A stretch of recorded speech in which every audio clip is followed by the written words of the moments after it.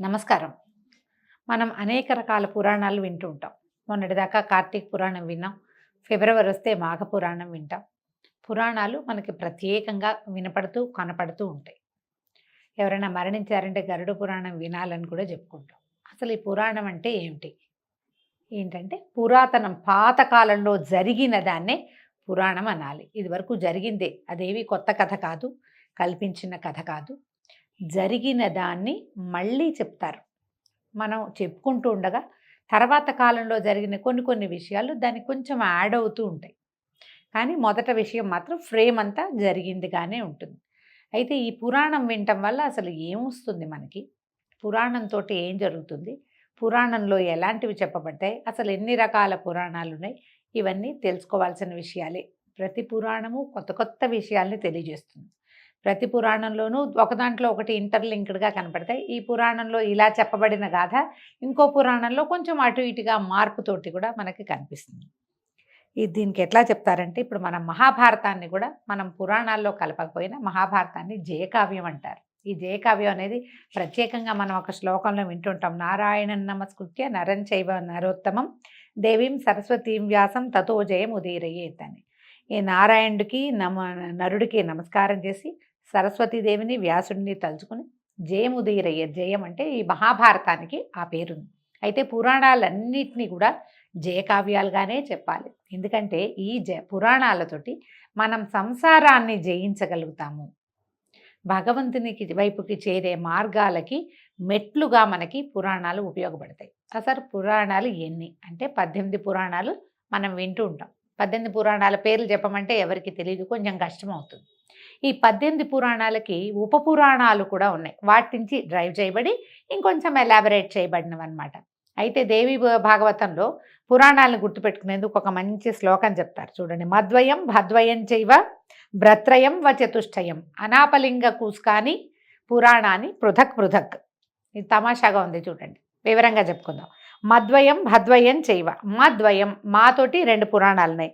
ఏమేమి ఉన్నాయి? మత్స్య పురాణం, మార్కండేయ పురాణం. తర్వాత భద్వయం, ద్వయం అంటే 2.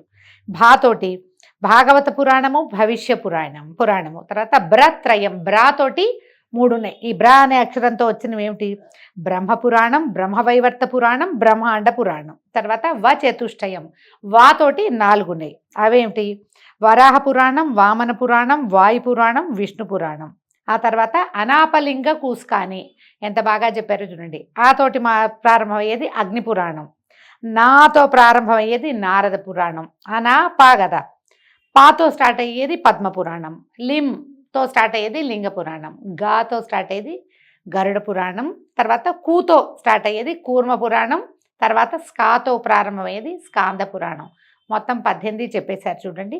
వాయుపురాణం స్థానంలో అక్కడక్కడ శివపురాణాన్ని స్వీకరించే సంప్రదాయం కూడా ఉంది. వాయుపురాణాన్ని శివపురాణం అని చెప్తారు. అయితే ఇక్కడ మనం చదువుకుంటున్న పుస్తకంలో అది కూడా అలాగే రాసుందనమాట. ఈ భాగవతం విషయంలో కొంతమంది దేవి భాగవతాన్ని, మరికొందరు విష్ణు భాగవతాన్ని తీసుకుంటారు. దేవి భాగవతము దీంట్లోనే ఉంది. మనం అనుసరించే సాంప్రదాయాన్ని బట్టి దేవి భాగవతాన్ని లేదా కృష్ణ భాగవతాన్ని స్వీకరించే విధానం కనిపిస్తుంది. ఈ పురాణాలని కొన్ని వర్గీకరణలు చేశారు. సాత్విక, తామస, రాజసిక పురాణాలుగా. సాత్విక పురాణాలు విష్ణు, నారదీయ, భాగవత, గరుడ, వరాహ పురాణాలు సత్వగుణ ప్రధానమైనవి. ఇలా ఉంటాయా అంటే ఉంటాయండి, పెద్దవాళ్ళు చెప్పిన ప్రకారం వినాలి మనం. రెండోవి తామస పురాణాలు మత్స్య, కూర్మ, లింగ, శివ, స్కాంద పురాణాలు తామస పురాణాలుగా చెప్తారు. తర్వాతది రాజసిక పురాణాలు బ్రహ్మాండ, బ్రహ్మవైవర్త, మార్కండేయ, భవిష్య, వామన పురాణాలు రజోగుణ ప్రధానమైనవి. ఇందులో ఒక వర్గీకరణ ఇంకొంచెం సెపరేట్గా ఏంటంటే శివ సంబంధమైనవి, విష్ణు సంబంధమైనవి, బ్రహ్మ సంబంధమైనవి, సూర్య సంబంధమైనవి, అగ్ని సంబంధమైనవిగా కూడా వీటిని డిఫరెన్షియేట్ చేసి చెప్పబడుతుంది. శివ సంబంధమైన వాటిలలో శివుడు ప్రధాన దైవతంగా, ఆయన కథలే, ఆయన యొక్క భక్తుల గాథలే కనిపిస్తాయి. విష్ణు సంబంధమైన పురాణాల్లో విష్ణు పురాణం, తర్వాత భాగవత పురాణం, నారద పురాణం, ఇవి విష్ణు సంబంధమైనవి. ఈ రకంగా డిఫరెన్షియేట్ చేయబడతాయి. ప్రధానంగా విష్ణు సంబంధమైన మాసంగా చెప్పబడేటువంటి మార్గశిర మాసము, మార్గశిర మాసంలో జరిగేటువంటి రవి సంక్రమణాన్ని బట్టి సంక్రమణం జరుగుతుంది కాబట్టి అక్కడి నుంచి పూర్తి నెల రోజుల పాటు మార్గశిర పుష్యమాసాల్లో సగం మార్గశిరము సగం పుష్యమాసంలో పూర్తిగా అది పురుషోత్తమ మాసంగా చెప్పబడి విష్ణు సంబంధమైన అర్చనే విశేషంగా జరిగేటువంటి ఈ రోజుల్లో అయితే భాగవతాన్ని లేదా విష్ణు పురాణాన్ని చదువుకోవటము లేదా చెప్పుకోవటము లేదా వినడము చాలా మంచివి. అయితే మనం భాగవతంలో దశమ స్కంధం ఇంతకుముందు చెప్పుకుని ఉన్నాం. విష్ణు పురాణం ఇప్పటిదాకా ఎప్పుడూ చెప్పలేదు. ఈ సంవత్సరం విష్ణు పురాణాన్ని తెలియజేయాలని భావిస్తున్నాం. అయితే విష్ణు పురాణంలో విష్ణు సంబంధమైన గాథలు మనకి తెలిసినవే. ప్రఖ్యాతమైనటువంటి ధ్రువోపాఖ్యానము, ప్రహ్లాదోపాఖ్యానము ఇవి విశేషంగా కనిపిస్తాయి. ఈ కథాక్రమం కూడా ఎలా వెళ్తుందంటే సృష్టి క్రమాన్ని అనుసరించి ఎట్లా సృష్టి జరిగింది, ఎలా ప్రజాపతులు పుట్టారు, ప్రజాపతుల నుంచి ఎట్లా ప్రపంచ సృష్టి ఏ రకంగా పరిణామక్రమం జరిగింది, ఎలా మానవులుగా జన్మించారు, అంటే మానవులు సృష్టి నుంచి ఎలా వచ్చారు, ఈ వివరం అంతా చెప్పబడుతుంది. నిదానంగానే వెళ్తుంది కథ. పూర్తిగా వ్యాసుల వారికి విధేయంగానే మనం విష్ణు పురాణాన్ని చెప్పుకుందాం. చాలా సమాచారం ఉంటుందండి. అన్ని పురాణాల్లోనూ సమాచారాలు ఎక్కువే ఉంటాయి. మొదట్లో కొంచెం కన్ఫ్యూజింగ్గా ఉంటుంది. 1కి 2-3 సార్లు వింటేనే కానీ మనకు అర్థం కావు. నిదానంగా విని విష్ణు పురాణాన్ని చక్కగా సాకల్యంగా తెలుసుకుందాము. ఈ రోజు నుంచి విష్ణు పురాణం మొదలవుతుంది. ఈ రోజు నుంచే పవిత్రమైనటువంటి ధనుర్మాసం కూడా ప్రారంభమవుతుంది. మనం నెలగంటు పెట్టడం అంటాము, నెలపట్టు పట్టడం అంటాము. ధనుస్సు మార్గళి ప్రారంభమయ్యే రోజు నుంచి మనం విష్ణు పురాణాన్ని చివరి రోజు దాకా ఇంచుమించుగా మన గోదా కళ్యాణానికి ముందు రోజు వరకు ఒక నెల రోజుల పాటు ఈ పురాణాన్ని విందాం. కథలోకి వెళ్దాం. వ్యాస మహర్షి ఈ పురాణాలని రోమహర్షణుడు అనే తన శిష్యుడికి తెలియజేశారు. ఈ రోమహర్షణుడు ఏంటంటే ఆయన కథ చెప్తేనట రోమాలు నిక్కబొడుచుకుంటాయట ప్రతి వాళ్ళకి. అంటే గూజ్బంప్స్ వస్తాయన్నమాట ఆ కథ చెప్పే విధానం వల్ల. అందుచేత ఆయన పేరు అది కాకపోయినా ఈ రోమహర్షణుడు అనే పేరు వచ్చింది. ఆయన ద్వారా రకరకాల పురాణ గాథలు బయటికి వచ్చినాయి.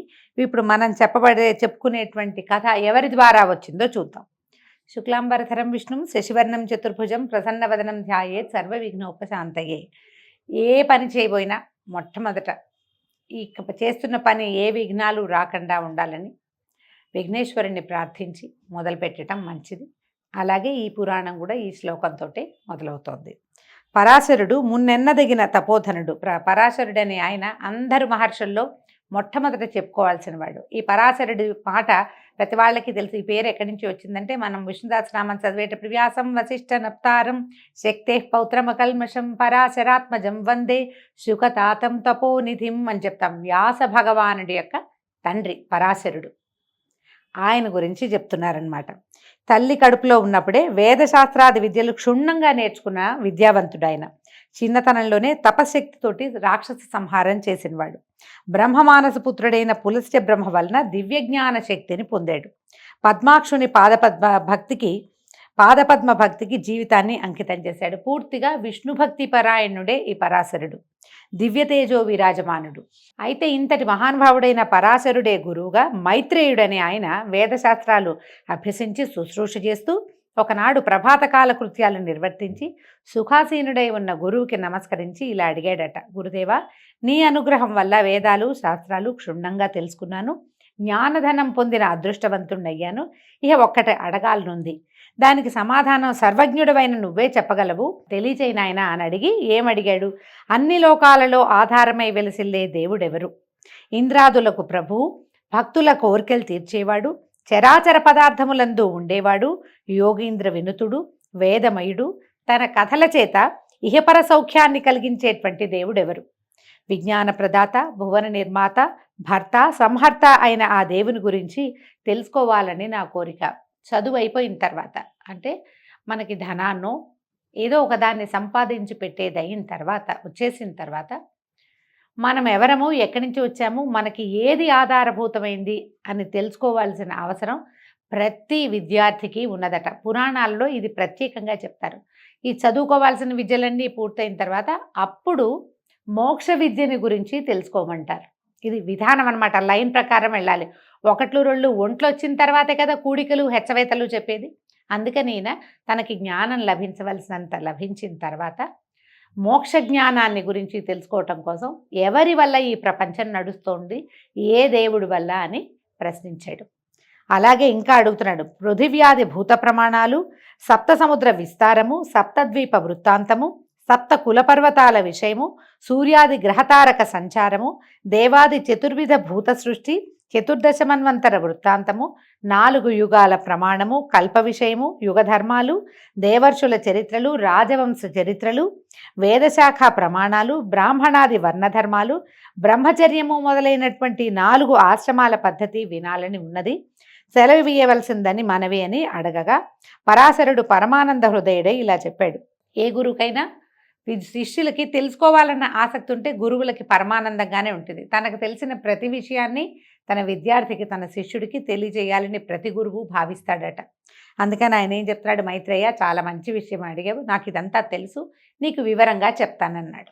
పరాశరుల వారు సెలవిస్తున్నారు. ఆయన చెప్తున్నారు, మా చిన్ననాడు ఒకప్పుడు పులస్త్య బ్రహ్మ వచ్చి నన్నెంతో ఆదరంగా చూసి నువ్వు పురాణకర్తవవుతావు అని వరం ఇచ్చి వెళ్ళిపోయాడు. ఆ వరప్రభావం వల్ల పౌరాణిక విషయమంతా నాకు స్వాధీనమైంది, దానిని వివరిస్తాను విను అనగా మైత్రేయుడు అన్నాడు, ఆచార్య, పురాణకర్తగా నిన్ను పులస్త్యుడు అనటానికి కారణం ఏమిటి అని అడిగితే ఇలా చెప్తున్నారు. పూర్వము విశ్వామిత్రుడు పగబట్టి మా తాత కొడుకులను 100 దారుణంగా చంపించాడు రాక్షసుల చేత. పరాశరుని యొక్క తన తాత కొడుకు తండ్రులని, నాన్నల్ని, బాబాయిల్ని చంపించాడు. మా తండ్రి శక్తి వారితోనే మరణించాడు. ఇప్పుడు వ్యాసం వశిష్ఠ నప్తారని చెప్పుకున్నాం, శక్తేహే పౌత్రం అకల్మషం అని. శక్తి యొక్క పౌత్రుడు వ్యాసుడు, అంటే వశిష్ఠుని యొక్క కుమారుడు శక్తి. వశిష్ఠుడితోటి వైరం వచ్చి విశ్వామిత్రుడు ఏం చేశాడు, వశిష్ఠుల వారి సంతానం మొత్తాన్ని సంహరించాడు, రాక్షసుల సహాయంతో చేశాడట. ఈ పురాణం ప్రకారం ఈ గాథ చెప్తున్నారనమాట. అప్పటికి నేను తల్లి కడుపులో ఉన్నాను, అంటే శక్తి మరణించే నాటికి ఆయన కుమారుడు జన్మించల, గర్భస్థ శిశువుగా ఉన్నాడు ఈ పరాశరుడు. వేదశాస్త్రాదులు నాకు వశమయ్యాయి, కొన్నాళ్లకి జన్మించాను. పెద్దవాడనే తపశ్చర్యలో ఉండగా మా అమ్మ దృశ్యంతి నా వద్దకు వచ్చి చెప్పింది. పరాశరుడి తల్లి పేరు దృశ్యంతి అట. నీ తండ్రిని నిష్కారణంగా రాక్షసులు వచ్చి దారుణంగా సంహరించారు. నిగ్రహించడం, అనుగ్రహించడం అనే శక్తులు కలవాడవై శత్రు సంహారం చేయకపోవటాన్ని ఏమనాలి నాయనా అని నిందాస్తుతిగా, నీకు అన్నీ వచ్చు కానీ నువ్వేం చేయటం లేదు అని అన్నది. అనేసరికి నేను వెంటనే అథర్వ మంత్రాలతోటి రాక్షస సంహార యజ్ఞాన్ని ప్రారంభించాను. నా మంత్రాల ధ్వనికి లోకం అల్లల్లాడిపోయింది. సురులు ఆనందంగా, అంటే దేవతలంతా ఆనందించారట, ఆనందంగా జయధ్వనులు చేశారు. ఆ రాక్షస సంహార యజ్ఞంలో లెక్కకు మిక్కిలిగా రాక్షసులు మరణించారు. యుద్ధం చేయటం కాదండి, యజ్ఞంతో సంహారం జరిగింది. మనకి సర్పయాగం తెలుసు, జనమేజయుడు చేశాడు. ఈయన పరాశరుడు రాక్షస సంహార యజ్ఞం చేశాడట. చావక మిగిలిన వాళ్ళు మా తాత వశిష్ఠుని వద్దకు వెళ్ళి రాక్షస సంహారం విషయం చెప్పి ప్రార్థిస్తే ఆయన వాళ్ళకి అభయం ఇచ్చి నా దగ్గరకు వచ్చి ఆదరంగా అన్నాడు, నాయనా పరాశర శాంతించు, ఏదో ఎప్పుడో జరిగింది, దానికి ఇప్పుడు నువ్వు ఘోరంగా ఈ జీవహింసా కార్యం ఎందుకు చేస్తున్నావు? మునులకు దూష్యం నాయన, మునులు ఇలాంటి పని చేయకూడదు, నువ్వు తపశ్చర్యలో ఉండేవాడివి, సంహార క్రియ మనది కాదు, మనం అది చేయకూడదు. ఇలా చేయవలసి వస్తే ఒకవేళ ఎవరైనా ఇది చేయాల్సి వచ్చిందనుకో వాడు రాజు అవుతాడు, సంహార క్రియ చేసేవాడు రాజు కావచ్చు, కానీ ఇలాంటిది మనం చేయకూడదు, కోపం విడుగు నాయనా, ఇది మానేసేయమని చెప్పాడు. పైగా జీవహింస చేసేవాడికి సద్గతి రాదు, ఆ విషయం నీకు తెలియంది కాదు. పైగా నా కుమారులందరూ సంహరింపబడ్డప్పుడు నేను ఈ రాక్షస సంహార యజ్ఞం నేను చేయలేనా? ఆ రోజు నేను చేయగలిగేవాడిని, కన్న తండ్రిని అయ్యుండి కూడా నేను చూస్తూ ఊరుకున్నాను. ఎందుకంటే జీవహింస మునుల కృత్యం కాదు కాబట్టి శాంతించు. కోపం పాపానికి ధూపం. పాపం పెరగటం దేనివల్ల పెరుగుతుందంటే కోపం వల్ల. మనం చూడండి, మామూలుగా కూడా మన కోపం వస్తే ఎంత మాట పడితే అంత మాట అంటాం, మన పాపం పెరిగిపోతుంది. కోపంలో చాలా దుష్కృత్యాలు, అకృత్యాలు చేయకూడనివి చేస్తాము, అనకూడనివి అంటాము. అందుకని కోపం ఎప్పుడూ పాపానికి ధూపము, అది చేయకూడదు. ముక్తిని, స్వర్గాన్ని సంపాదించిన తపశక్తిని, పుణ్యాన్ని, యశస్సుని, ధర్మాన్ని పోగొడుతుంది. ఇదేం చేస్తుంది? ముక్తిని పోగొడుతుంది, కోపం స్వర్గాన్ని పోగొట్టేస్తుంది, సంపాదించిన తపశక్తిని పోగొడుతుంది. పుణ్యము, యశస్సు, ధర్మము అన్నీ అతి కోపం వల్ల పోతాయి. కోపిష్టితనం పనికిరాదు ఎవరికైనా. ఇక వారి వారి కర్మఫలం కష్ట సుఖాలను కలిగిస్తుంది. దానికోసం చింత, సంతోషము పొందకూడదు. చూడు, ఏ తప్పు చేయని రాక్షసులు వచ్చి అభయం కోరుతూ ఏడుస్తున్నారు, వాళ్ళని రక్షించమన్నాడు. అంటే ఏ రాక్షసులైతే వశిష్ఠపుత్ర సంహారం చేశారో వాళ్ళు పోయారు. వాళ్ళు కాకుండా అమాయకులైన వాళ్ళు కూడా ఆ యజ్ఞంలో పడి చచ్చిపోయారు.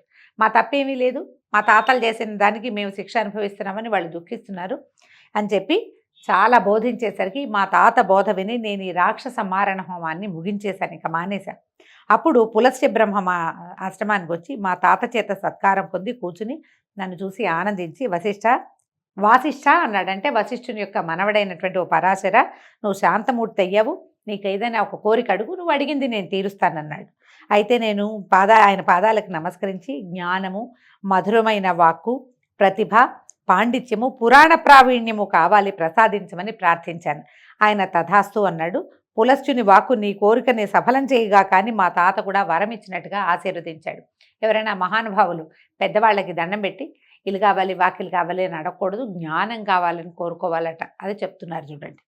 అయితే అది నాకు సిద్ధించింది. ఆ మహానుభావుల అనుగ్రహం వల్ల దేవ రహస్య కార్యాలు, వేద విద్యా విశేషాలు నాకు మలకం అయ్యాయి. కరతలామలకం అంటే కరతలం అంటే చెయ్యండి, అరిచెయ్యి. ఆమలకం అంటే ఉసిరికాయ, చేతిలో ఉన్న ఉసిరికాయలాగా దొరికినాయన్నమాట ఈయనకి ఇవన్నీ. అనేక శాస్త్రాలు, గాన నృత్య విశేషాలు, చరాచర భూతగణ ప్రవర్తన నాకు వశమయ్యాయి, వివరించి చెప్పగలను. కాబట్టి నువ్వు అడిగినవన్నీ పురాణ రూపంలో చెప్తానని చెప్పాడు. ఇప్పుడు చెప్తున్నారు. ఇక్కడి నుంచి విష్ణు పురాణం ప్రారంభం అండి. విష్ణువు భక్తవత్సలుడు, దేవమయుడు, దేవరక్షకుడు, విశ్వగురువు, సమస్తము విష్ణుమయమై నడుస్తుంది. ఆ దేవునికి సంబంధించి విష్ణు పురాణంగా చెప్తాను విను. ఇది వేద సమానంగా భావించు, శ్రద్ధగా వినమన్నారు. విష్ణు పురాణం వేదాలలో వేదము, శాస్త్రాలలో శాస్త్రము, జ్యోతిష్యంలో జ్యోతిష్యము, నీతి శాస్త్రాలలో నీతి శాస్త్రము, పురాణాలలో పురాణము, ఇతిహాసాలలో ఇతిహాసము, యోగ విద్యలలో యోగ విద్య, కావ్యాలలో కావ్యము, సకల లోక విజయము, సకల జన మనోరంజనము కూడా. పరమాత్ముడైన విష్ణుని చరిత్ర కలిగిన పురాణ సంహిత అది. మునుపు బ్రహ్మదేవుడు దాన్ని స్వకీయ బుద్ధి విశేషంతో దక్ష ప్రజాపతికి చెప్పాడు. ఆయన పురుకుచ్చుడనే రాజుకు చెప్పగా ఆ రాజు సారస్వతునకు చెప్పాడు.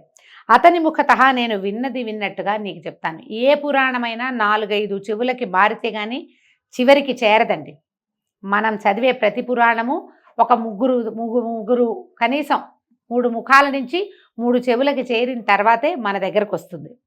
మైత్రేయ, నీ వల్ల ఈనాడు పరమానందుడు, జగద్వంద్యుడు, మునిలోకస్తుత్యుడు, నిత్యుడు అయిన రమారమణుని వర్ణించే అదృష్టం కలిగింది. నా జన్మ కృతార్థమైంది అని వాసుదేవునికి నమస్కరించి వశిష్ఠ పులస్త్య బ్రహ్మలను మనసారా స్మరించి కనులు మూసుకుని ధ్యానముద్రలో భూత భవిష్యద్వర్తమానాలను తెలిసి కనులు తెరిచి ఆదరముగా శిష్యుడితో ఇట్లా చెప్పాడు.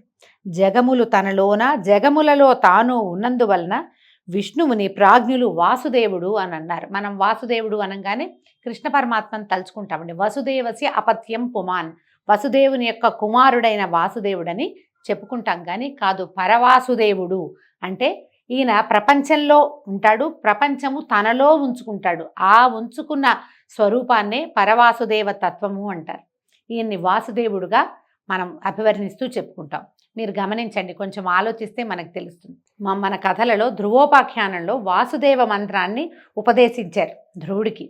ఇప్పుడు ధ్రువుడి కథ మనం కృతయుగంలో తెలుసుకుంటే, కృతయుగం తర్వాత త్రేతాయుగం తర్వాత ద్వాపర యుగంలో మనకి శ్రీకృష్ణ పరమాత్మ జన్మించాడు. ద్వాపర యుగంలో జన్మించిన శ్రీకృష్ణ పరమాత్మని మనం వాసుదేవ అంటే, ఈ వాసుదేవుడు కృతయుగంలో ఎలా ఉన్నాడు అంటే కృష్ణ పరమాత్మ కాదనమాట, పరతత్వమైన వాసుదేవుడి గురించి చెప్పబడుతుంది అనమాట. అందుకని విష్ణువు స్వరూపాలలో ఆయన నామధేయాలలో ఉన్న వాసుదేవ తత్వము ప్రపంచమంతా నిండి ఉన్న వ్యాపనశీలుడైనటువంటి విష్ణువుని గురించే చెప్పబడింది. ఈ వాసుదేవుడు అంతా తన రూపమై చరాచరములు ఉంటాయి. ఆయన తన రూపాన్ని గనక ఉపసంహరించుకుంటే సర్వము శూన్యమైపోతుంది. అప్పుడు వాసుదేవుడు కాలపురుషుడవుతాడు. కాలం వాసుదేవుని లీలాస్వరూపంగా కనపడుతుంది. ఆ రూపమే పగలుగా రాత్రిగా కూడా ఉంటుంది. ఆద్యంతాలు లేక విశ్వమయుడైన వాసుదేవుడు అనగా కాలపురుషుడనగా నిర్వచించి ముందు వెనకలు చెప్పటం వేదాలకు కూడా సాధ్యం కాదు. విత్తు ముందా చెట్టు ముందా అంటే ఏది ముందు ఏది వెనక ఎవరు చెప్పగలుగుతారు? ఆయన ముందా ఇది ముందా అనేది అసలు చెప్పలేం మనం. ఈ వాసుదేవ స్వరూపము కాల ప్రవృత్తి. ఆ విధంగా ఉన్న కాలపురుషుని నుంచే శబ్దం పుట్టిందట. శబ్దం నుంచి ఆకాశతత్వం పుట్టింది. ఆ విధంగా ఆకాశం, శబ్దగుణకం ఆకాశం అని చెప్తారండి. ఈ శబ్దంలోంచే ఆకాశం పుట్టిందట. ఆ శబ్దానికి స్పర్శ తన్మాత్ర గుణం, దాంట్లో ఒక లోపలి గుణం ఏంటంటే స్పర్శట. ఆ స్పర్శ గుణం వల్ల వాయుతత్వము, వాయువు యొక్క రూపం ఏంటంటే దాని తన్మాత్ర గుణం, అందులో ఉన్నటువంటి లోపల గుణమేమో అగ్ని. ఆ రూపం వల్ల దానికి రూపమే దాని యొక్క తన్మాత్ర. ఆ రూపం వల్ల అగ్నితత్వం పుట్టింది. అగ్నికి రసము తన్మాత్ర గుణం, ఆ రసం వల్ల జలతత్వం పుట్టింది. జలమునకు గంధం తన్మాత్రం అంటే లోపలి గుణం అన్నమాట. ఆ గంధం వల్లే పృథ్వీతత్వం పుట్టింది. ఇప్పుడు పృథివీ ఎక్కడి నుంచి పుట్టిందంటే లైన్ పైదాకా వెళ్ళాలండి. ఆకాశం నుంచి వరుసగా 5 గుణాలు పుట్టుకుంటూ వచ్చినాయి. ఒక దాంట్లో నుంచి ఒకటి చొప్పున పుట్టినాయి అన్నమాట. ఇవన్నీ కూడా ఈ పంచభూతాలు తమలోని శబ్దగుణాలు ప్రవర్తించగా వ్యాపించి విశ్వమయమై భావించటమే విష్ణు భక్తిగా భావించు. విష్ణువు ఎక్కడున్నాడంటే ఆయనలోంచి పుట్టిన, అందులోంచి పుట్టిన, అందులోంచి పుట్టిన ఈ 5 గుణాలు అన్నిట్లలోనూ కూడా పృథివ్యప్తేజో వాయురాకాశాది పంచభూతాలలో కూడా విష్ణువు వ్యాపనశీలుడుగా ఉన్నాడు. ప్రపంచంలో ఆయన లేని చోటే లేదు. ప్రహ్లాద తత్వంలో ఇది మనకి కనపడుతుంది. అతను చెప్తాడు, ఇందుగలడు అందు లేడని సందేహము వలదు చక్రి సర్వోపగతుండు అని. ప్రతి చోట ఉన్నాడు ఆయన. ఎందుకున్నాడంటే ఆయనలోంచే ఇవన్నీ పుట్టుకుంటూ వచ్చాయి కాబట్టి. పృథివ్యప్తేజో వాయు ఆకాశములనే పంచభూతాలు, శబ్ద స్పర్శ రూప రసగంధ పంచకము, త్వక్చక్షు శ్రోత జిహ్వ ఆఘ్రాణములు అనేటువంటి బుద్ధీంద్రియాలు 5, వాక్పాణిపాద పాయు ఉపస్థలనే కర్మేంద్రియాలు 5, మనోబుద్ధి అహంకారాలతో రాజసిక తామసిక సాత్విక గుణాతిశయంతో ప్రజా సృష్టి విస్తరిల్లింది. ఇవన్నీ కూడా మన శరీర అవయవాల సంగతి చెప్తున్నారండి. చూద్దాం, నిదానంగా చెప్పుకుందాం. పృథివ్యప్తేజో వాయువు ఆకాశం అంటే పృథివీ అంటే భూమి, అప్ అంటే నీరు, తేజస్ అంటే అగ్ని, వాయువు ఆకాశము. ఈ 5 నుంచి వీటికి శబ్దము, స్పర్శ, రూపము, రసము, గంధము అనేటువంటి 5 లక్షణాలు ఉన్నాయి. వాటిలోంచి త్వక్ చర్మము, చక్షు అంటే కన్ను, శ్రోత అంటే చెవి, జిహ్వ అంటే నాలుక, ఘ్రాణము అంటే వాసన పీల్చే గుణం నాసికా గుణం. ఇవి బుద్ధీంద్రియాలు 5. తర్వాత వాకు పాణి పాయు ఉపస్థ, వాకు మాట్లాడే గుణము, పాణి పాదములు చేతులు కాళ్ళు, పాయువు ఉపస్థ మన తాలూకు అంతరింద్రియాలు అంటే ఏమైనా విసర్జకావయవాలు, అవి కర్మేంద్రియాలు 5. మనసు బుద్ధి అహంకారము మొదలైనటువంటి ఇవి. తర్వాత ఈ సాత్వికము రాజస తామసిక సాత్విక గుణాతిశయాలతోటి ప్రపంచం విస్తరిల్లింది. ఇది ఆదిభూత విధం. మొట్టమొదట ప్రపంచం ఏర్పడింది ఇట్లా, ఈ గుణాల ద్వారా ఏర్పడింది. ప్రపంచం అంటే ఒక దేహం అనుకుంటే ఆ దేహధారి లక్ష్మీ వసుధారమండైనటువంటి కేశవుడు. ప్రపంచమంతా విష్ణు స్వరూపమేనని చెప్తున్నారు. కాబట్టి ఆ ప్రభువువి కానివి ఏవీ లేవు. చరాచర స్థితులన్నీ లక్ష్మీపతి లీలలుగానే గ్రహించాలి.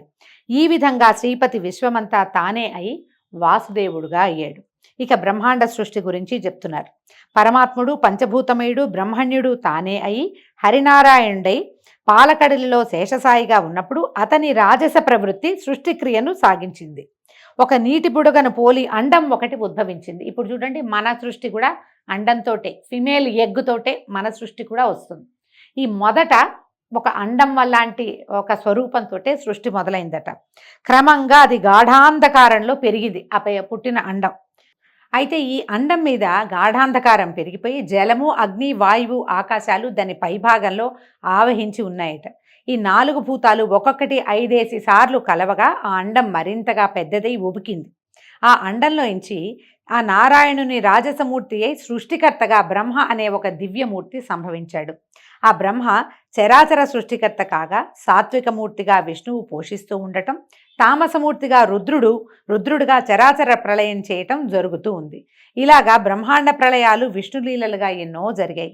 అలాంటి నారాయణుని మహిమ ఆ చతుర్ముఖ బ్రహ్మ కూడా తెలిసి చెప్పలేడు అని చెప్పగా మైత్రేయుడు ఇలా అడుగుతున్నాడట, ఆచార్య, విష్ణువుని నిర్గుణుడని వేదాలు చెప్తాయి. నిర్గుణుడు ఏ గుణాలు లేనివాడు అని చెప్పబడిన భగవంతుడు విష్ణువు సృష్టి స్థిత్యంతాలు ఎలా కలిగించాడు? ఏ గుణము లేదంటే ఏమీ చేయలేడు, ఏమీ చెయ్యడని అర్థం. కానీ అతను ఈ సృష్టి స్థితి లయ 3 అతడే చేశాడని నువ్వు చెప్తున్నావు కదా, ఇది ఎట్లా సాధ్యపడింది అంటే అదంతా ఆయనకి సహజమైన విషయంగా చెప్తున్నారు. అగ్నికి వేడి ఎలా వస్తుంది అంటే ఎట్లా చెప్తాం, అలాగే నారాయణ నామానికి నిర్వచనం చెప్తున్నారు. నారము అంటే నీరు, అది నివాసంగా కలిగిన వాడు నారాయణుడు. ఆ నారాయణుడు భూతరాశికి కర్త అయిన ప్రజాపతి అని చెప్పదగినవాడు. అతని పరమాయువు 100 సంవత్సరాలు. ఆ దేవుని పరమాయువు అయిన 100 సంవత్సరాల కాలంలో మనలాంటి వారికి ఎన్నో సంవత్సరాలు తిరిగిపోతాయట. ఆ కాలక్రమం గురించి చెప్తున్నారు. ఎలా కాలం వీరికి ఉంటుంది, దైవానికి ఎలా ఉంటుంది అని. ఒక లఘువుని పలికేంత కాలం 1 నిమిషం, 18 నిమిషాలు ఒక కాష్ట, అవి 30 కలిస్తే ఒక కళ, 30 కళలు ఒక క్షణం, 12 క్షణాలు ఒక ముహూర్తం, 30 ముహూర్తాలు ఒక పగలు ఒక రాత్రి, 10 అంటే ఒక రోజు అన్నమాట. ఒక పగలు ఒక రాత్రి, 15 దినాలు ఒక పక్షం, 2 పక్షాలు ఒక నెల, 2 నెలలు ఒక ఋతువు, 3 ఋతువులు ఒక ఆయనం. మనకు తెలుసు కదా, దక్షిణాయనం ఉత్తరాయణం చెప్పుకుంటాం. అవే ఉత్తరాయణ దక్షిణాయనాలని 2. ఈ 2 కలిపితే ఒక సంవత్సరం. దేవతలకి అది ఒక పగలు రాత్రి. అంటే మన ఒక సంవత్సరము దేవతల యొక్క ఒక డే. అందుకనే వాళ్ళకి పగలు మెలకుగా ఉండే సమయము ఉత్తరాయణము, నిద్రాకాలం దక్షిణాయనము అని చెప్పుకుంటాం కదా. దానికి సౌరమానం అని వ్యవహారం. మనం రోజువారీ విధానం అంతా చాంద్రమానంలో చేస్తాం. ఇది సౌరమానంగా చెప్తున్నారు. ఈ మొత్తం ఈ డే గురించి చెప్పారు కదా, మన దినము సంవత్సరం గురించి చెప్పినప్పుడు అది మొత్తాన్ని సౌరమానం అంటారు. అయితే 17,28,000 సంవత్సరాలు కృతయుగం, 12,96,000 సంవత్సరాలు త్రేతాయుగం, 8,24,000 సంవత్సరాలు ద్వాపరయుగం, 4,32,000 సంవత్సరాలు కలియుగం. అలాంటి 4 యుగాలు ఒక దివ్యయుగం అంటారు. దాని లెక్క 43,20,000 సంవత్సరాలు అవుతాయి. ఇలాంటి యుగాలు 1,000 అయితే బ్రహ్మకి ఒక రోజట. ఎంత పెద్ద కాలమో చూడండి. ఇదంతా పేపర్ మీదకి ఎక్కిస్తే చాలా కన్ఫ్యూజింగ్గా ఉంటుంది. కానీ బ్రహ్మదేవుడి ఒక దినం ఏంటంటే ఇలాంటిది. బ్రహ్మ పగలు సృష్టి, రాత్రి ప్రళయం. ఆయనకి పగలు ఏదైతే ఉందో దీంట్లో అది సృష్టి జరిగే కాలం. ఆయన రాత్రి ప్రళయం. అప్పటికి మొత్తం ప్రపంచం అంతా జలమయం అయిపోతుంది. ఇక ఎవరు ఉండరు, మొత్తం అంతా ఖాళీ అయిపోతుంది. దీన్నే నైమిత్తిక కల్పం అని చెప్తారు. దీన్ని అలాంటి దినాలు 30 బ్రహ్మకి ఒక నెల, అవి 12 ఒక సంవత్సరం. ఆ సంవత్సరాలు 100 బ్రహ్మ యొక్క ఆయుః ప్రమాణం అని చెప్తున్నారు.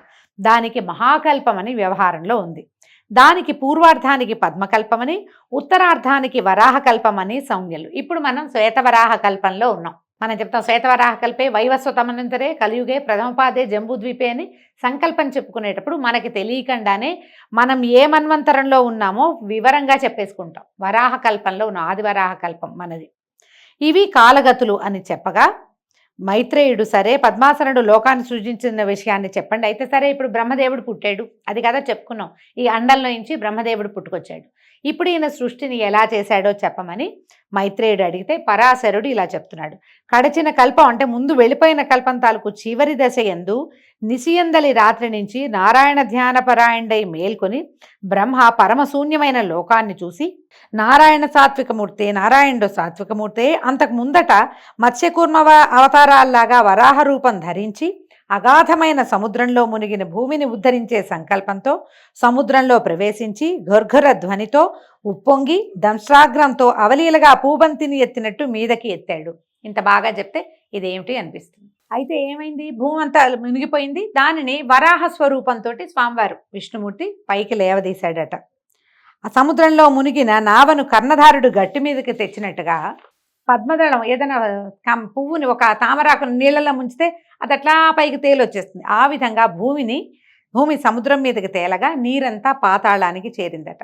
అలాగ భూమిని సముద్రం పైకి నిలిపి నలువైపులా కొండల నుంచి ఇక్కట్లు కలక్కండా, దానికి ఏ సమస్య రాకుండా ఆది కూర్మని శేషుణ్ణి కింద నుంచి భూమిని విశ్వమంతటా భద్రంగా ఉంచటానికి తన శక్తిని ప్రసరింపజేసిన మహానుభావుడు ఆ పద్మాక్షుడే. భగవంతుడైన విష్ణుమూర్తి ఏం చేశాడు, భూమిని సముద్రంలోంచి ఉద్ధరించి నీళ్లలోంచి ఉద్ధరించి పైకి పెట్టి తనకి కాపలాగా కొన్ని పర్వతాలని కాపలా ఉంచి మునిగిపోకుండా, అందుకని పర్వతాలని కొండలని భూభరాలంటారు, భూమిని మోస్తాయట. అక్కడి నుంచి ఆదివరాహాన్ని కూడా కింద నుంచి ఉంచి 1000 పడగలు ఉన్నటువంటి ఆదిశేషుడిని కూడా తన భూమికి కాపలాగా తన పడగల మీద ఆనుకుని ఉండేలాగా ఏర్పరిచినటువంటి ఆ పరమశక్తి ఈ పద్మాక్షుడే, వాసుదేవుడే అని చెప్తున్నారు. ఈ విధంగా భూమిని ఎట్లా ఉద్ధరించారు, ఎట్లా బ్రహ్మదేవుడి సృష్టి ప్రారంభమవుతుందో ఈ తొలి భాగంలోని మనం తెలుసుకున్నామండి.